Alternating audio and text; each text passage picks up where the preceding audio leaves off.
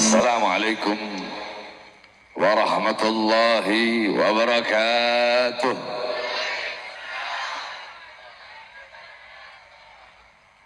الحمد لله الحمد لله القوي سلطانه، الواضح البرهانه، المبسوط في الوجود كرامه وإحسانه. اللهم صل وسلم وبارك وكرم وعظم على نور الأنوار وسر الأسرار وترياك الأخيار ومفتاح باب اليسر سيدنا ومولانا محمد المختار وآله الأطهار وأصحابه الأخيار عدد نعم الله وإفضاله. أما بعد. Yang saya cintai, yang saya muliakan, segenap para alim ulama, segenap para habaib, para kiai, para asatid, para tuan-tuan guru, segenap tokoh masyarakat, segenap aparat pemerintah, wabil khusus guru kita Sahibul Bait Kiai Haji Syahid Coban beserta seluruh keluarga besarnya. Mudah-mudahan Allah Subhanahu wa taala permudah urusan dunia akhirat beliau. Allah panjangkan umur beliau. Allah sehatkan jasmani dan ruhani beliau.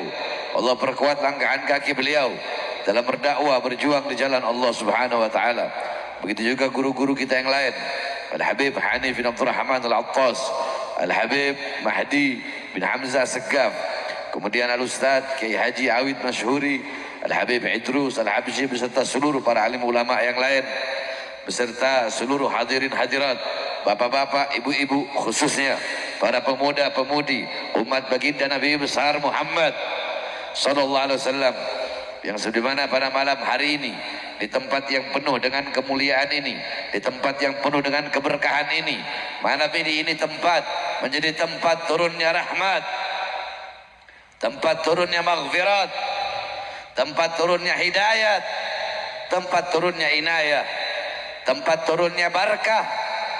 Karena di tempat ini lidah kita basah dengan bersolawat kepada makhluk paling mulia, makhluk paling agung, lautan kesempurnaan, lautan keindahan, Sayyidul Wujud, baginda Nabi besar Muhammad sallallahu alaihi wasallam.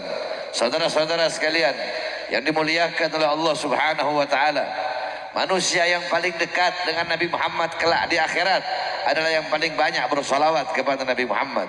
Manusia kelak di akhirat yang paling dekat dengan Nabi Muhammad adalah manusia yang di dunia dekat dengan majlis-majlis baginda Nabi besar Muhammad.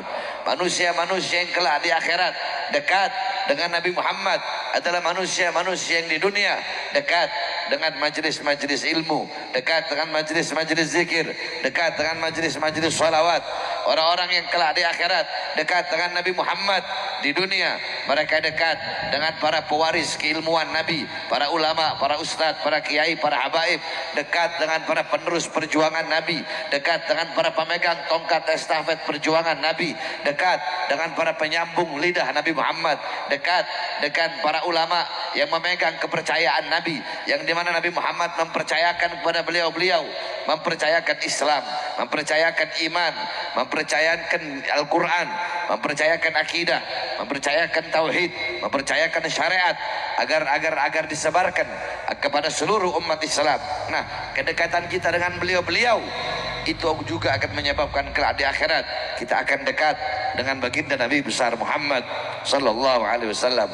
Karena saudara-saudara sekalian yang dimuliakan oleh Allah, kita hadir, kita duduk di majelis-majelis maulid, kita hadir, kita duduk di majelis-majelis salawat. Apa yang kita harapkan, apa yang kita inginkan, apa maqasid kita, tujuan-tujuan kita untuk duduk di majelis-majelis seperti ini, kalau bukan menjadikan Nabi Muhammad sebagai idola kita, menjadikan Nabi Muhammad sebagai teladan kita, uswah kita, qudwah kita, teladan kita, pedoman kita di dalam kehidupan kita sehari-hari, mulai dari bangun tidur sampai mau tidur, bagaimana kehidupan Nabi Muhammad SAW. Nah, saudara-saudara, engkau tidak akan pernah bisa mengidolakan Nabi Muhammad kalau engkau tidak cinta kepada Nabi Muhammad. Engkau tidak akan bisa cinta kepada Nabi Muhammad kalau engkau tidak mengenal siapa Nabi Muhammad. Engkau tidak akan mengenal siapa Nabi Muhammad kalau engkau tidak pernah mempelajari kisah-kisah Nabi Muhammad, sirah Nabi, tarikhnya Nabi Muhammad, tidak pernah mempelajari tentang kisah Nabi Muhammad, bagaimana keilmuan Nabi, apa adabnya Nabi, akhlaknya Nabi, waraknya Nabi, nasabnya Nabi yang mulia, garis keturunannya Nabi Muhammad SAW yang mulia, yang agung, terus ke atas adabnya Nabi, warak, khauf, khasyah, zuhud, syukurnya Nabi Muhammad, qanaahnya Nabi Muhammad, ikhtiyatnya Nabi Muhammad, bagaimana kasih sayang Nabi Muhammad kepada anak-anak yatim, kepada fakir miskin, kepada para janda, bagaimana kasih sayang Nabi Muhammad SAW kepada orang-orang yang membutuhkan pertolongan, orang-orang yang membutuhkan makan, Nabi Muhammad beri makan, orang-orang yang membutuhkan minum, orang-orang Nabi Muhammad memberikan minum, Nabi Muhammad memberikan perlindungan kepada orang-orang yang teraniaya, orang-orang yang terzalimi, bagaimana adab Nabi Muhammad kepada para tetangga-tetangga, akhlak Nabi Muhammad kepada tetangga, di dalam bermasyarakat, di dalam bersosial, di dalam berumah tangga. Nah, jadikan Nabi Muhammad satu-satunya idola kalian di dalam segala urusan-urusan kalian.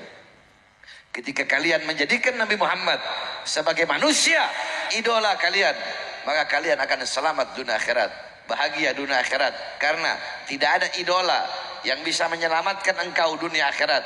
Tidak ada teladan yang lebih baik, tidak ada pedoman yang lebih agung selain daripada baginda Nabi besar Muhammad sallallahu alaihi wasallam. Saudara-saudara sekalian yang dimuliakan oleh Allah Subhanahu wa taala, Nabi Muhammad sallallahu alaihi wasallam, beliau kecintaannya begitu luar biasa kepada kita sebagai umat.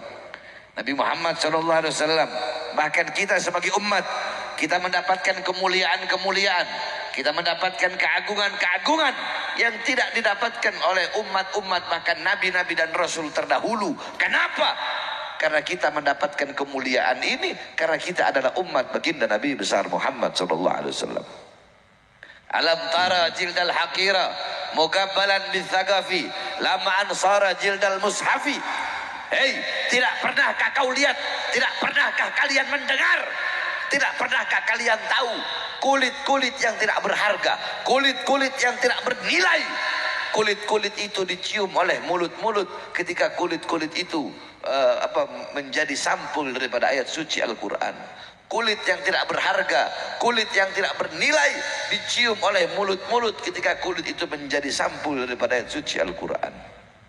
Contoh, saya punya kulit kambing, ini kulit saya potong dua, yang setengah saya bikin dompet. Saya tanya, jawab, boleh nggak saya taruh di bawah? Boleh nggak? Kurang keras, boleh nggak? Boleh nggak saya bakar? Saya buang ke tempat sampah, saya taruh di belakang. Nah, kulit yang satu lagi ini sama, kulitnya sama, cuma dibelah dua aja. Yang satu lagi saya bikin sampul ayat suci Al-Quran. Boleh taruh bawah? Boleh. Menyentuhnya boleh nggak pakai wudhu? Nggak boleh, harus pakai wudhu. Taruh di tempat yang tinggi, megangnya pakai akhlak, megangnya pakai adab, sopan, santun. Kenapa? Padahal sama-sama kulit. Karena yang satu menyatu dengan sesuatu yang mulia. Apa itu? Al-Quran. Sehingga kulit itu menjadi mulia. Nah, kita ini ibarat kulit, Nabi Muhammad adalah Al-Qurannya. Sehingga kita menjadi mulia karena kita telah memuliakan baginda Nabi besar Muhammad. Jadi jangan bapak-bapak, ibu-ibu pikir Purwakarta bersolawat, terus masyarakat Purwakarta yang Nabi Muhammad butuh sama solawatnya kita. Enggak, kita yang butuh bersolawat kepada Nabi Muhammad. Nabi Muhammad tak butuh kita memuliakan maulidnya, enggak, kita yang butuh memuliakan kelahiran Nabi Muhammad. Di tempat seperti ini tempat saudara-saudara kita duduk di sini menyambung tali silaturahmi, bernilai ibadah. Kita duduk di sini kita mempererat ukhuwah Islamiyah, turun rahmat. Di sini kita bernilai ibadah. Kita duduk di sini membaca maulid Nabi Muhammad, sirah Nabi Muhammad, zikrul anbiya minal ibadah. Mengingat para nabi, mengingat para rasul, itu adalah ibadah. Kita duduk di sini mengingat orang-orang soleh, dikisahkan kisah-kisah orang soleh. Zikrus solihin kafarah. Mengingat orang-orang soleh kafarah, tebusan bagi dosa-dosa kita. Kita duduk di sini berkumpul bersama para ulama, berkumpul bersama orang-orang soleh. Qala Rasul, man jalasa aliman faka'annama jalasani fid dunya, faman jalasani fid dunya ajlastuhu ma'i yaumal qiyamah. Kata Rasulullah, siapa orang yang duduk berkumpul bersama ulama di dunia, maka seakan-akan dia duduk denganku di dunia. Siapa orang yang duduk denganku di dunia, kalau ada akhirat akan aku dudukkan dia bersamaku. Engkau di dunia duduk bersama ulama, di akhirat tidak usah bingung, Nabi Muhammad yang akan mendudukkan engkau tepat di tengah-tengah baginda Nabi besar Muhammad SAW. Di majelis-majelis seperti pada malam hari ini, kita nanti makan bersama-sama. Kita makan bersama-sama. Nabi Ibrahim alaihissalam menjadi Khalilullah, menjadi kekasih Allah. Salah satunya Nabi Ibrahim tidak pernah makan sendiri. Nabi Ibrahim kalau makan itu pasti sama-sama. Sampai beliau kalau sendiri, beliau rela jalan kaki berkilo-kilo hanya untuk cari makan untuk teman, cari makan bareng, karena di situ ada rahmat Allah Subhanahu wa taala. Di majelis yang mulia ini kita saling menyebarkan salam. Afsus salam, memberi makan, wa'at'imut ta'am, wasilul arham, kita menyambung tali silaturahmi, memberi makan, kita saling menyebarkan salam. Ini semua mendapatkan manfaat.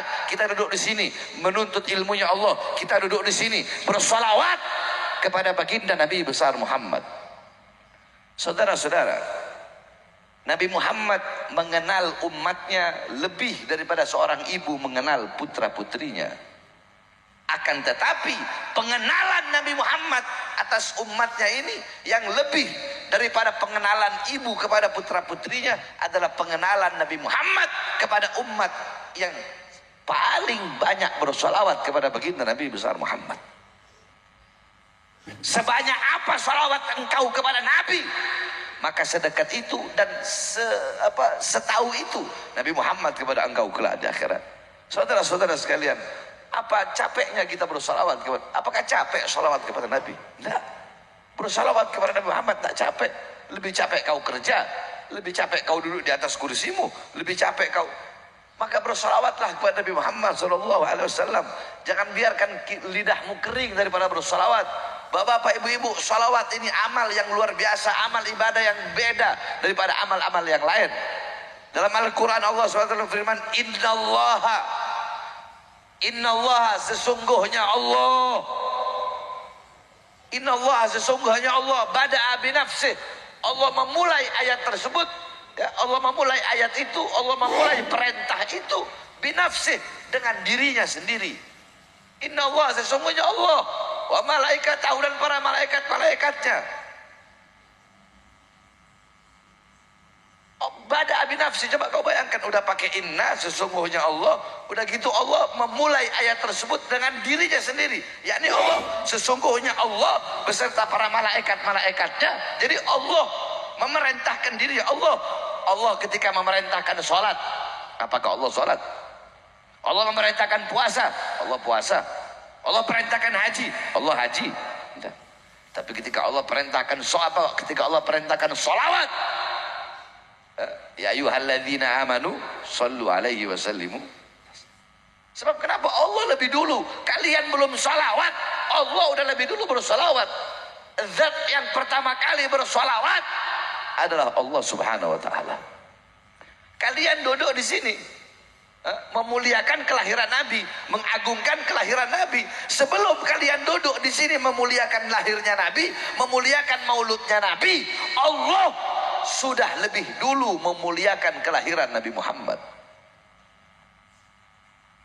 Allah udah lebih dulu. Lihat bagaimana wulida Rasulullah yaumal isnin asar min syarabil awal wa sumi ama wiladati amal fili ana malik al-habasha ja'ila al-makkah li hadmil ka'bah. Nabi Muhammad SAW lahir pada hari Senin tanggal 12 Rabiul Awal tahun gajah. Wa summi'a ama wiladati amal fil, dinamakan tahun kelahiran beliau tahun gajah. Li'ana malikal Habasyah ja'ilal Makkah li hadmil Ka'bah, karena raja Habasyah datang ke Makkah ingin menghancurkan Ka'bah. Fahlakallahul jaysh, Allah hancurkan tentara gajah tersebut. Kenapa di hari kelahiran Nabi? Apakah sebelum Nabi Muhammad lahir, sebelum Nabi Muhammad lahir, sebelum Raja Habasyah datang, mustahil Allah hancurkan? Tidak, tidak mustahil Allah hancurkan. Tapi kenapa Allah hancurkan di hari kelahiran Nabi? Takriman, tasyrifan, ta'ziman, untuk memuliakan, mengagungkan hari kelahiran baginda Nabi besar Muhammad. Api Majusi selama ribuan tahun tidak pernah padam, Allah padamkan di hari kelahiran Nabi. Sumur-sumur yang tidak punya yang kering, semua memancarkan air di hari kelahiran Nabi. Daun-daun yang kering, semua bertumbuh daunnya, tumbuh buahnya di hari kelahiran Nabi Muhammad. Kenapa itu semua Allah lakukan di hari kelahiran Nabi? Untuk memuliakan, mengagungkan hari kelahiran baginda Nabi besar Muhammad SAW. Jadi ibu-ibu, bapak-bapak, kalau intisari ya, maulid itu adalah memuliakan, mengagungkan kelahiran Nabi, maka Allah yang telah pertama kali bermaulid kepada baginda Nabi besar Muhammad sallallahu alaihi wasallam. Oleh karenanya bapak-bapak, ibu-ibu sekalian yang dimuliakan oleh Allah, didik masyarakat kita, biasakan masyarakat kita dengan basah lidah bersolawat kepada baginda Nabi besar Muhammad sallallahu alaihi wasallam. Bapak-bapak, ibu-ibu, orang-orang yang bersolawat, orang-orang yang bersolawat kepada Nabi Muhammad, Nabi Muhammad tidak akan membiarkan. Nabi Muhammad akan memperhatikan orang-orang yang bersolawat tersebut. Satu contoh, di Mesir ibu-ibu, di Mesir ada satu artis perempuan. Ini artis perempuan suka pakai baju yang suka pakai baju aurat kebuka-buka. Satu waktu ini artis diminta untuk memainkan peran film Rabi'atul Adawiyah. Dia memainkan film Rabi'atul Adawiyah, dia pakai jilbab, dia baca sholawat, padahal cuma pura-pura, pura-pura ibadah, pura-pura ini, cuma pura-pura aja buat syuting. Setelah beberapa lama, tiba-tiba ini perempuan datang ke Syekh Mutawali Asy-Sya'rawi, beliau seorang mufti ketika itu, datang dan berkata, wahai Syekh, aku bermimpi berjumpa Rasulullah SAW. Tolong tuntunlah aku untuk bertobat. Padahal sholawatnya cuma pura-pura. Sholawatnya cuma pura. Tapi diperhatikan oleh baginda Nabi besar Muhammad. Di Purwakarta kalau maulid pakai apa? Biar rame, biar meriah. Petasan. Iya. Saya tanya, biasanya di Purwakarta pakai apa? Petasan. Biar rame pakai petasan kan? Iya kan? Nah, kalau di Lebanon, ibu-ibu, itu di Lebanon mereka pakai senjata. Kalau maulud pakai senjata. Ya Nabi. Satu waktu ketika mereka lagi merayakan maulid, lagi sholawatan, itu peluru nyasar di kepala seorang anak kecil perempuan yang beragama Kristen. Maka tiba-tiba anak perempuan ini dibawa ke dokter, dibawa ke rumah sakit, sampai rumah sakit yang besar. Rumah sakit semua angkat tangan. Kata rumah sakit, sebentar lagi pelurunya bakal nyentuh otak. Ini anak nggak bakal lama. Sebentar lagi bakal meninggal ini anak. Ibunya sedih, ibunya teriak. Apa kata ibunya? Wahai Muhammad, di mana engkau wahai Muhammad? Coba kau lihat kelakuan umatmu. Mereka merayakan kelahiranmu di jalan. Mereka tembakkan senjata, bergembira untuk kelahiranmu. Sampai ada peluru nyasar terkena di kepala anakku. Tanggung jawab engkau wahai Muhammad. Jeritan seorang ibu. Dokter berkata, wahai ibu, lihatlah anakmu untuk terakhir kalinya. Ini anak udah gak sadar. Ketika ibunya masuk, dia lihat anaknya sedang duduk sambil berkata, jangan pergi, jangan pergi, jangan pergi. Ibunya bilang, wahai anakku, ada apa? Ibu, tadi aku melihat Muhammad datang dan menggosok kepalaku sehingga aku bisa sembuh dan aku tidak merasakan lagi sakit apa-apa. Nabi Muhammad tidak akan pernah membiarkan orang-orang yang bersolawat. Akan diperhatikan Nabi Muhammad SAW. Sampai-sampai dalam hadis dikatakan, man shalla alayya salatan wahidah sallallahu alaihi biha asyra. Barang siapa yang bersolawat kepada Nabi Muhammad satu kali, Allah bersolawat kepadanya 10 kali. Salawat dari Allah rahmat. Saudara-saudara, setiap kalian bersolawat itu di kuburnya Nabi Muhammad ada satu malaikat yang dimana setiap kalian bersolawat, malaikat bilang, ya Rasulullah, fulan bin fulan, fulana binti fulan, disebutkan kau punya nama satu persatu di depan kuburnya Nabi Muhammad. Apa kata Nabi Muhammad? bawa salawat mereka menghadap Allah. Dibawa, kau punya salawat menghadap Allah. Apa kata Allah? Akan aku jadikan dari setiap satu huruf dari salawat yang mereka baca. Contoh, ya Rabbi sholli ala Muhammad. Ya Rabbi, ya satu huruf, alif satu huruf, ra satu huruf, ba satu huruf, ya satu huruf. Ya Rabbi 5 huruf. Dari setiap satu huruf kata Allah, aku ciptakan 360 malaikat. Di setiap 360 malaikat yang memiliki 360 kepala. Setiap kepala punya 360 wajah. Tiap wajah punya 360 mulut. Tiap mulut punya 360 lidah. Tiap lidah malaikat itu akan memohon ampun atas dosa-dosa orang yang bersalawat tersebut. Bapak-bapak, ibu-ibu, bapak-bapak, ibu-ibu, sholat ria, sholat sombong nggak diterima. Puasa ria, sombong nggak diterima. Haji ria, sombong nggak diterima. Baca Quran ria, sombong nggak diterima. Zikir ria, sombong nggak diterima.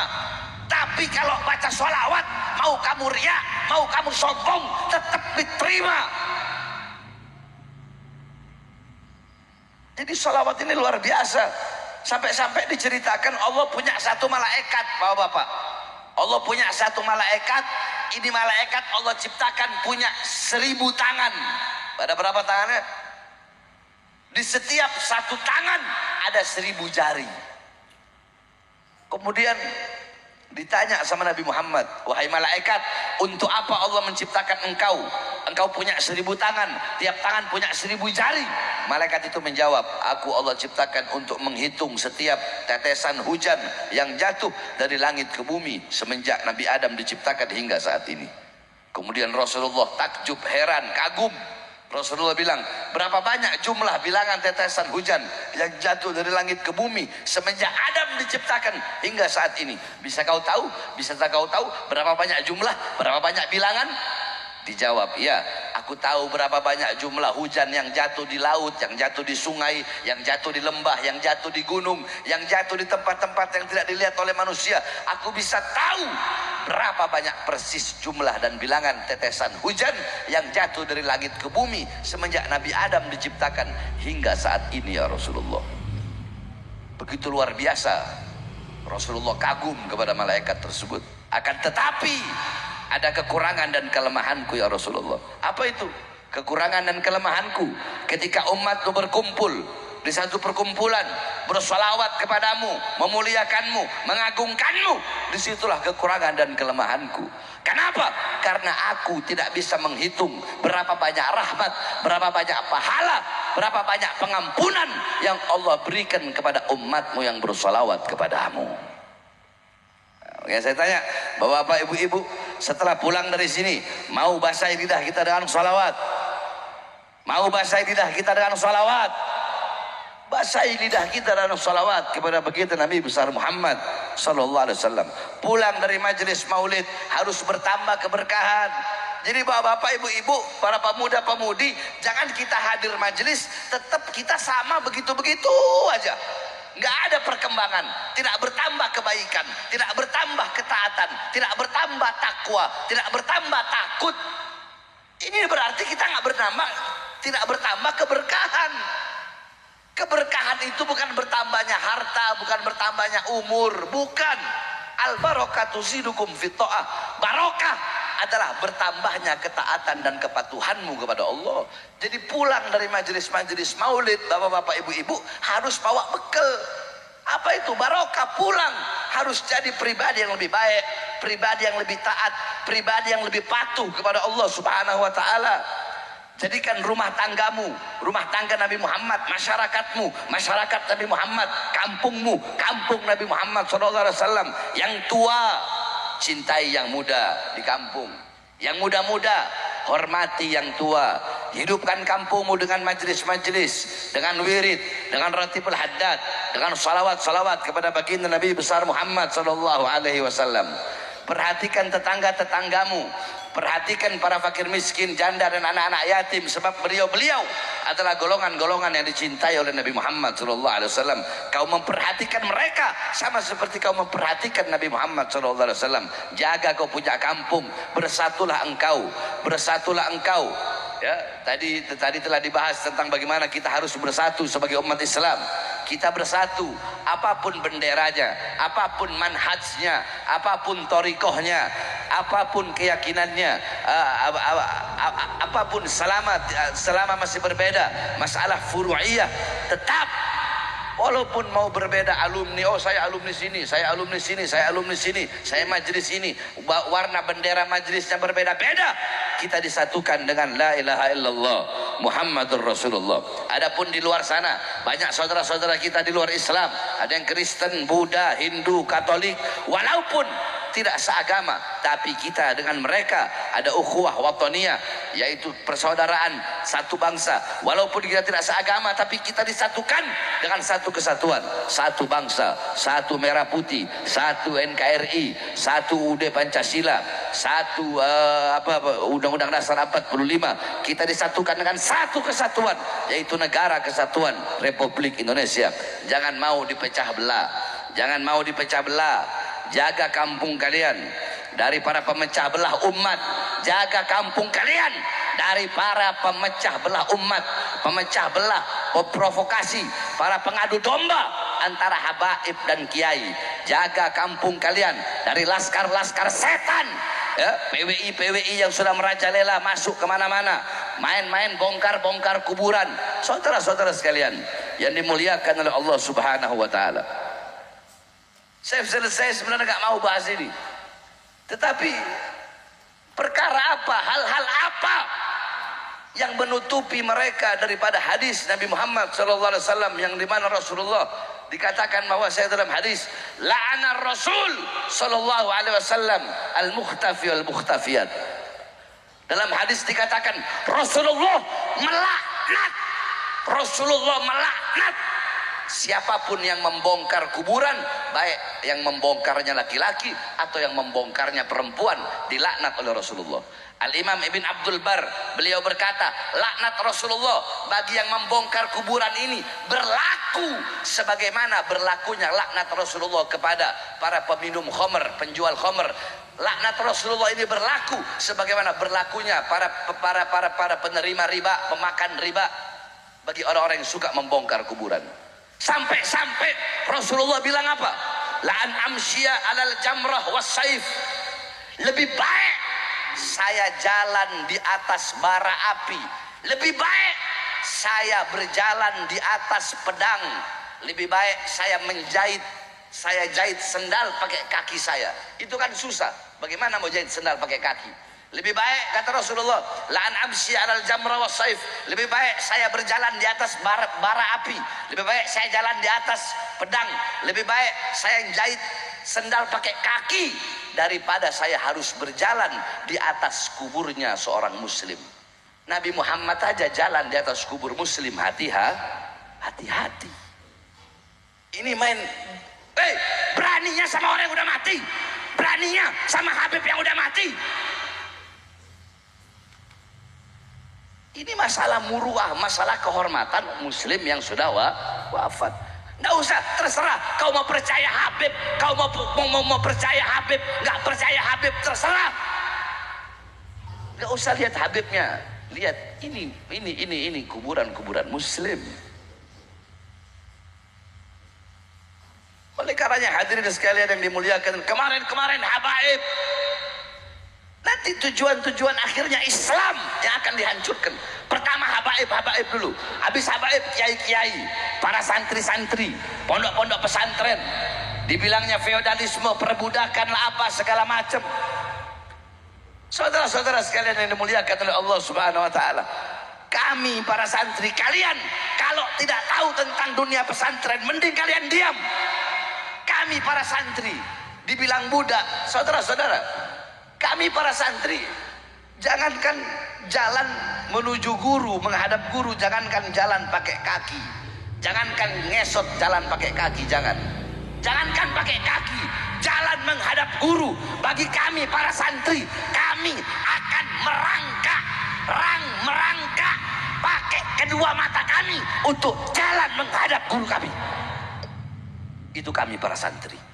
Jangankan cuma ngasih uang amplop ratusan ribu jutaan rupiah, nyawa, jiwa kami kasih untuk para guru-guru dan kiai-kiai kami. Bukankah dijelaskan dalam kitab Sayyidul Afkar, gum lil muallimi wa fihi tabjila kadal muallim an yakuna rasula. Berdirilah, sambutlah, berilah penghormatan kepada gurumu, karena hampir-hampir seorang guru itu menjadi rasul.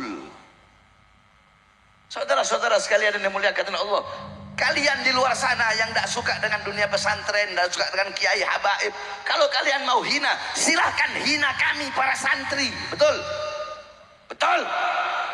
Kami santri, hina kami sesuka hati kalian, caci kami, maki kami, tapi jangan hina, jangan caci kiai-kiai kami, guru-guru kami. Jangan hina pondok-pondok pesantren kami, para habaib-habaib kami. Kalau kalian hina, menjatuhkan muruah kehormatan kiai kami, guru kami, pondok pesantren kami, maka kami para santri akan bangkit melawan kalian sampai titik darah penghabisan, saudara-saudara. Jangan, kalau nggak tahu dunia pesantren, lebih baik mending diam.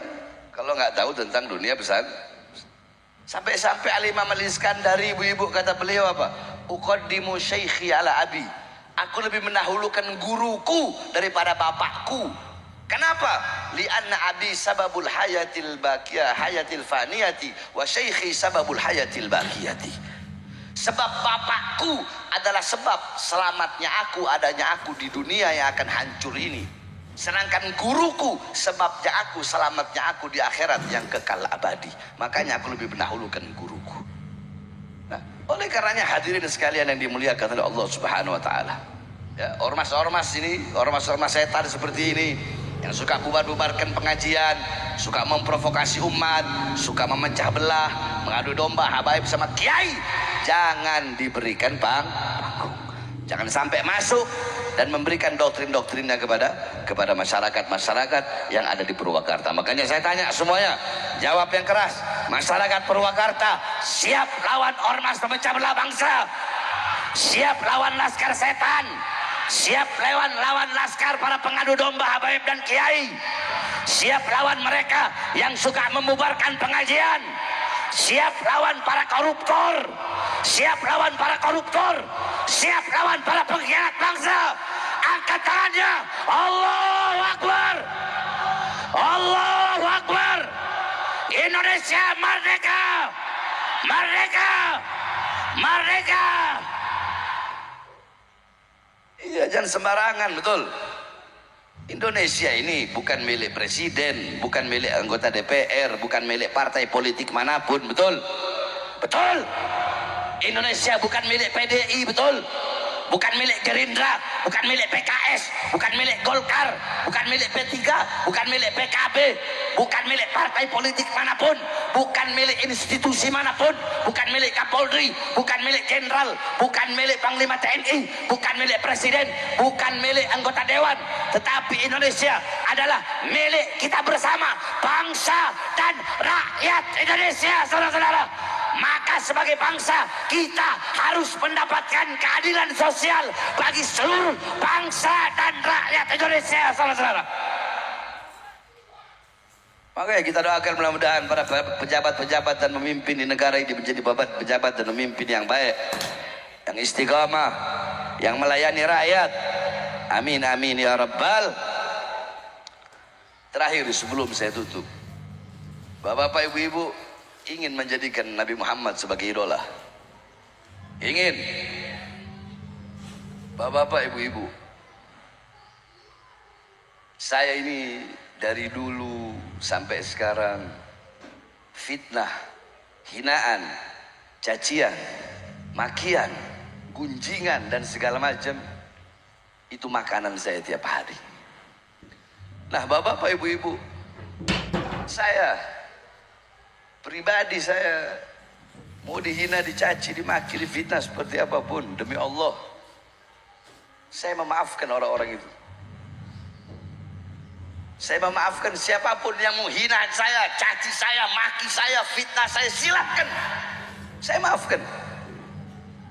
Sebab kenapa? Saya bersyukur kepada Allah.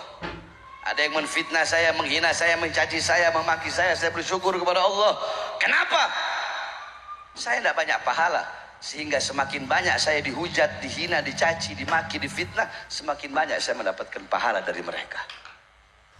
Dan saya memaafkan mereka karena saya nggak mau kalau saya tidak maafkan kelak di akhirat, mereka yang menghina, mencaci, menghujat, memaki dan memfitnah, mereka akan dimintai pertanggungjawaban. Saya nggak mau. Saya nggak mau mereka disiksa, saya nggak mau mereka diazab, maka saya maafkan mereka. Saya mendapatkan kebaikan, yaitu merupakan pahala. Mereka pun mendapatkan kebaikan dengan saya memaafkan. Kenapa? Karena mereka tidak akan mendapatkan siksa dari Allah Subhanahu Wa Taala. Ini salah satu akhlak luhur baginda Nabi besar Muhammad. Kau difitnah, dihina, dicaci, dimaki, dibicarakan orang, dilebih-lebihkan, diberikan bumbu-bumbu yang lebih, sabar.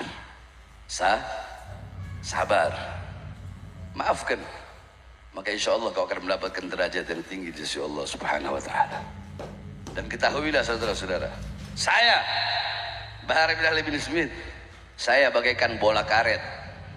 Bola karet makin dipencet ke dalam, dia nggak bakal ke dalam. Makin dipencet ke dalam, dia makin ke atas, saudara-saudara. Saya kayak kayu gahru.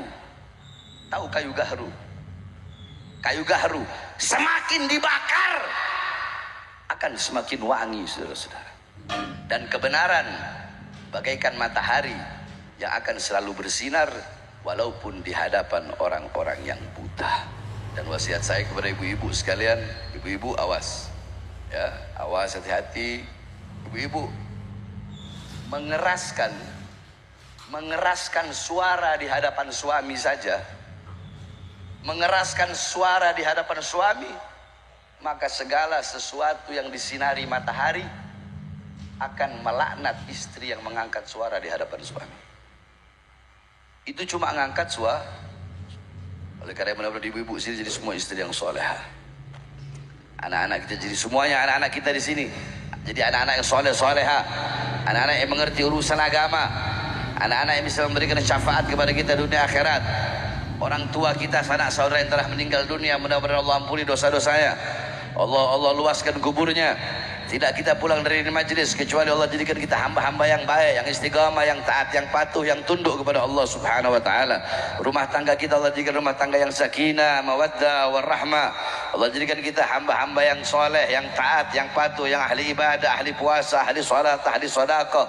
Orang-orang yang sabar dalam menerima ujian, orang-orang yang sabar dalam menerima musibah, orang-orang yang bersyukur dalam keadaan apapun, yang bertakwa kepada Allah dimanapun dan kapanpun berada. Amin amin ya rabbal alamin. Rabbil fanfa'na bi barakatihim wahdina al-husna bi hurmatihim وعمدنا في طريقته ومعافاته من الفتن اللهم بحق كاف ها يا عين صاد انصرنا في خير الناصرين وافتح لنا في خير الفاتحين واغفر لنا في خير واغفر لنا في خير الغافرين وارزقنا في خير الرازقين واهدنا ونجنا من القوم الظالمين وهب لنا بيد بدن كما حيا في لمك ونشور عين كثير رحمتك وهب لنا من الحمل الكرامه مع السلام الله في الدنيا والدنيا انك على كل شيء قدير ولا حول ولا قوة إلا بالله العلي العظيم وصلى الله على سيدنا محمد وعلى آله وصحبه وبارك وسلم على هذه النية ولا كل نية صالحة وبالحسوس. Sebutkan semua niat-niat hajat-hajatnya semua.